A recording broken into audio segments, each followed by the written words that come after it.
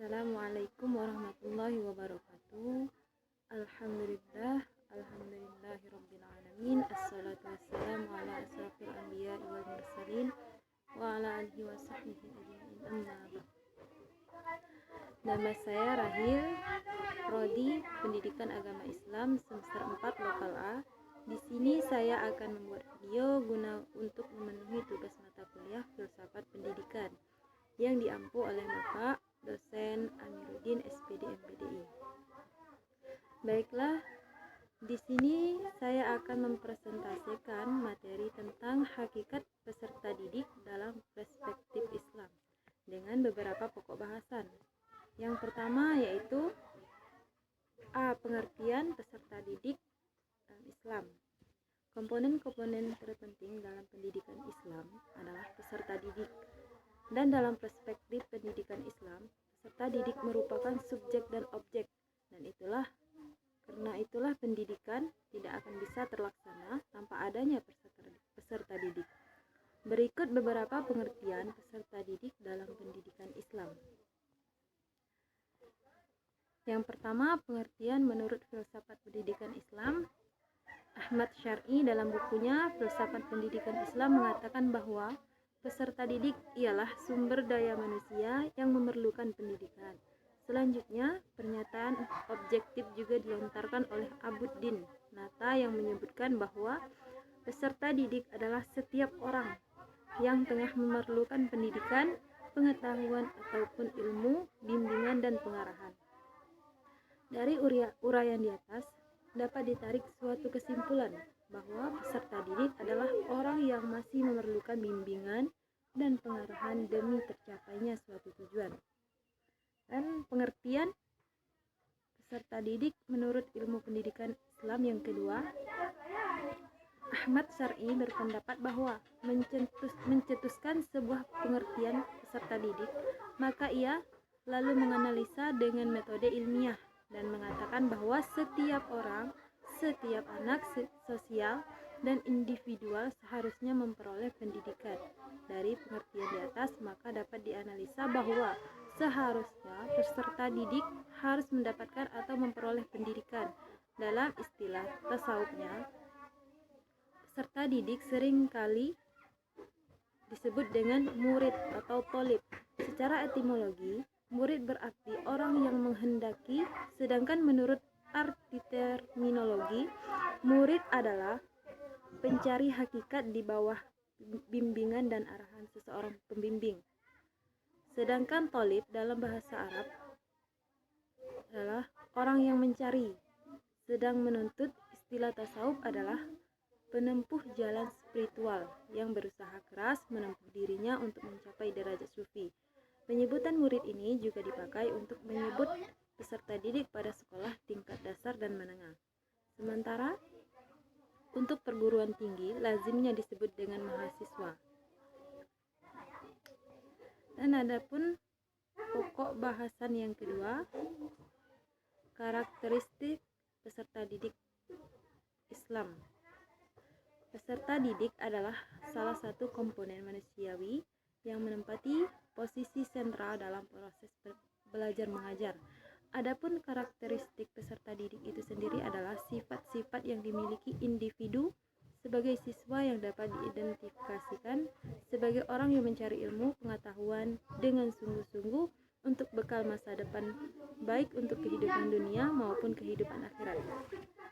Peserta didik mempunyai karakteristik sebagai berikut. Yang pertama, peserta didik menjadikan Allah sebagai motivator utama dalam menuntut ilmu, baik dalam ilmu agama maupun dalam ilmu umum. Yang kedua, senantiasa mendalami pelajaran secara maksimal yang ditunjang dengan persiapan dan kekuatan mental, ekonomi, fisik, dan psikis.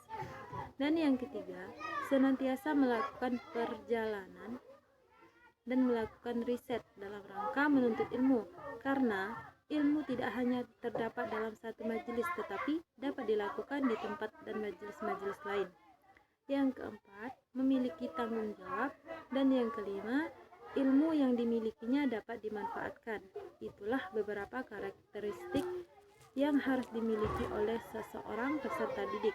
Dalam pendidikan Islam, faktor-faktor tersebut secara sinergi dan terpadu mempengaruhi keberhasilan proses pendidikan. Pada aktivitas pendidikan, baik pendidikan umum maupun yang berbasis Islam, pada umumnya memiliki sumber-sumber norma baik sebagai landasan berpijak. Pendidikan Islam memiliki landasan utama sebagai aktivitas normatif, yaitu bersumber pada Al-Quran dan hadis.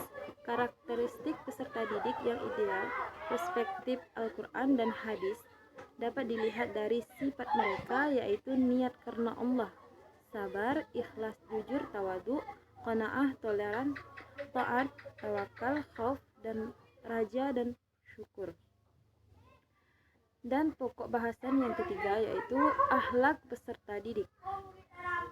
Karena seseorang pelajar yang ingin mendapatkan ilmu itu memerlukan bimbingan, pengarahan, dan petunjuk dari guru, maka muncul pula etika pergaulan yang baik yang harus dilakukan oleh seseorang murid terhadap gurunya. Bagian inilah yang pada akhirnya membawa konsep tentang akhlak murid pada gurunya, serta konsekuensinya jika akhlak demikian tidak ditegakkan. Akhlak yang harus dipenuhi oleh peserta didik yaitu: yang pertama, peserta didik harus membersihkan hatinya dari kotoran dan penyakit jiwa sebelum ia menuntut ilmu, sebab belajar merupakan ibadah yang harus dikerjakan dengan hati yang bersih. Dan yang kedua, peserta didik harus mempunyai tujuan menuntut ilmu dalam rangka menghiasi jiwa dengan sifat keimanan, mendekatkan diri kepada Allah. Dan yang ketiga, seorang peserta didik harus tabah dalam memperoleh ilmu, pengetahuan, dan sabar dalam menghadapi tantangan dan cobaan yang datang. Yang keempat, seorang harus ikhlas dalam menuntut ilmu dengan menghormati guru atau pendidik, berusaha memperoleh kerelaan dari guru dengan mempergunakan beberapa cara yang baik. Baiklah, adapun kesimpulan dari materi-materi di atas.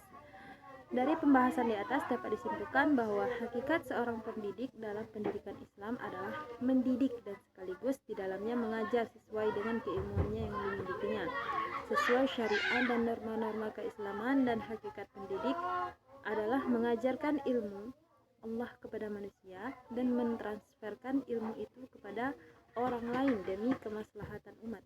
Hubungan pendidik dan peserta didik saling memberi peran yang tidak dapat dipisahkan.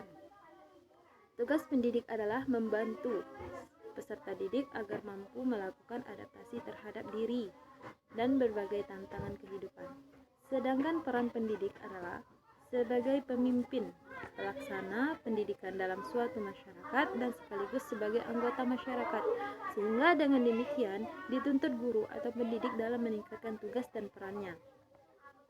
Dan yang terpenting dari pendidikan adalah keteladanan, sikap terpuji yang dimiliki oleh semua guru untuk ditiru anak didiknya. Hal tersebut yang akan menginspirasi dan mendorong pembentukan sikap terpuji peserta didiknya. Sikap keteladanan tersebut mutlak dilakukan oleh seorang pendidik sehingga peserta didik dapat menjadi insan kamil yang memiliki karakter yang terpuji. Baiklah, mungkin hanya ini yang dapat saya sampaikan. Kurang dan lebihnya saya mohon maaf. Saya akhiri. Wassalamualaikum warahmatullahi wabarakatuh.